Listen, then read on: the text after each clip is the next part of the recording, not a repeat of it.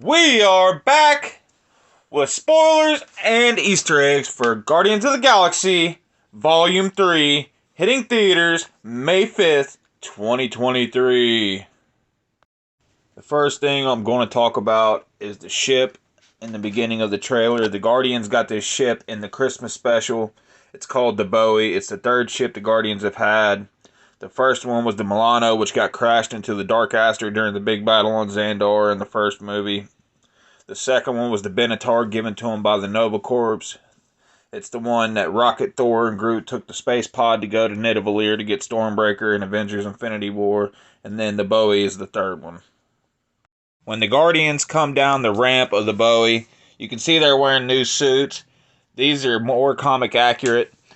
You can also see these suits worn in Avengers Earth's Mightiest Hero Season 2 Episode 6 titled Korvac. Now the Guardians have landed in a suburban area which looks like Earth. And they see all these humanoid, animalistic looking people. In the comics, those are called the New Men. They were created by the High Evolutionary.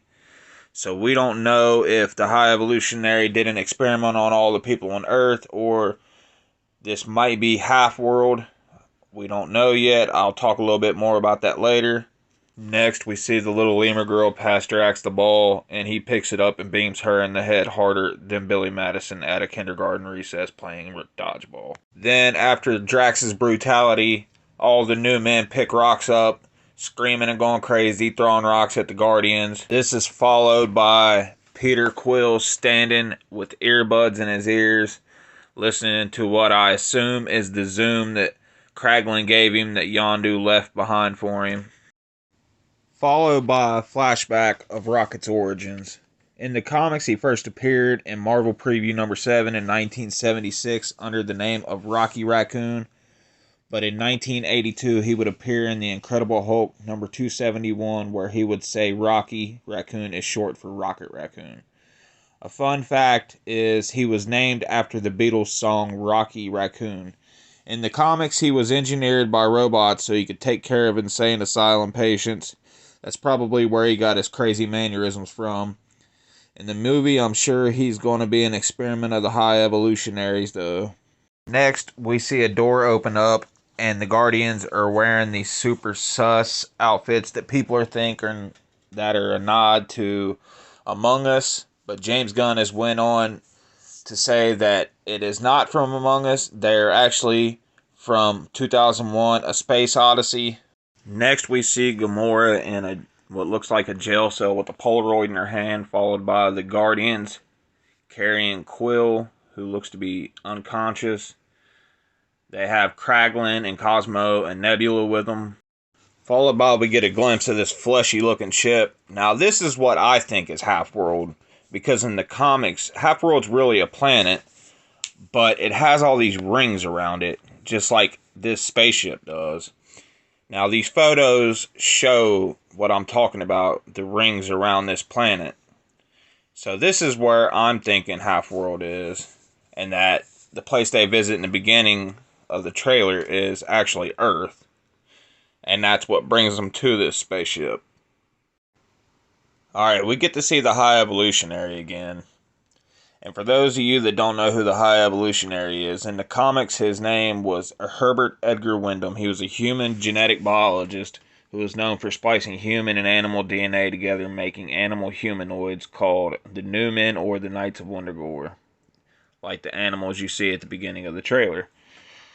He is a super genius, especially in genetics, where in the Marvel Universe he's probably the leading geneticist. He has been shown to have telepathy, telekinesis, cosmic awareness, matter and energy manipulation, super strength, the ability to evolve and devolve people, and regenerative abilities. To say the least, the dude's a beast. Now, in the comics, he lived on Mount Wundagore.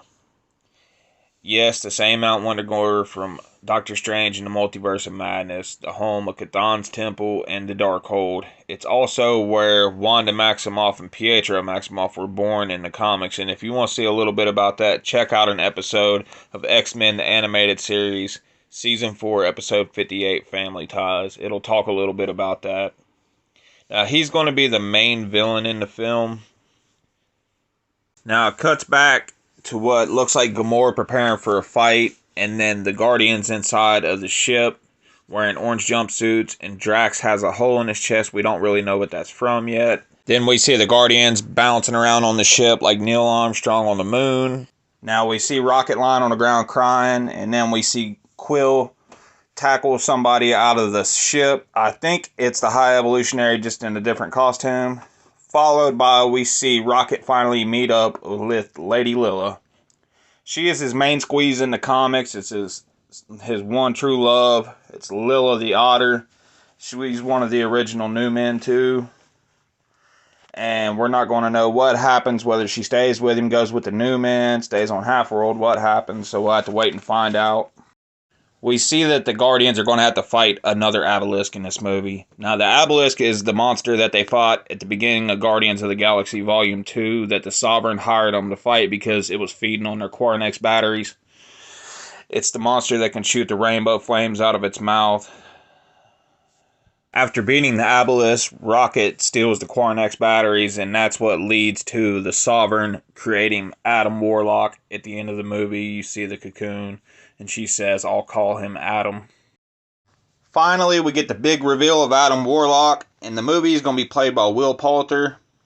Adam Warlock made his first appearance in Fantastic Four number 66 in 1967. Adam Warlock has super strength, cosmic energy manipulation, speed, cosmic awareness, quantum magic manipulation, flight, you name it, the guy pretty much has it. He's Space Jesus, basically. The guy is super OP. He can surround himself in a cocoon to regenerate and heal, as well as it grants him new powers when he does it. In the comics, Adam Warlock has the Soul Gem in his forehead, but I don't think that's the case in the movie because it doesn't look like the Soul Gem. But in the comics, he is given the Soul Gem by the High Evolutionary, so we'll have to see if he gets it by the end of the movie. Also, he is a member of the Guardians of the Galaxy in the comics, so we don't know if he'll end up with them by the end of the movie or not. We'll just have to wait and see, but I am super hyped to see this guy in the movie. And finally, we get to see Groot have his boss moment when he's got like the 10 arms and then shooting around in a circle with Quill behind him. And then Drax's petty attempt to try to kill people, and Quill's telling him no, and then he finally gets really, really sad about it and says, well, we'll kill one man, one stupid man nobody loves, and Quill ruins his day by shutting him down. Now, if you enjoyed this video, like and subscribe. It helps the channel grow. We're going to start doing giveaways. God bless. Have a good day.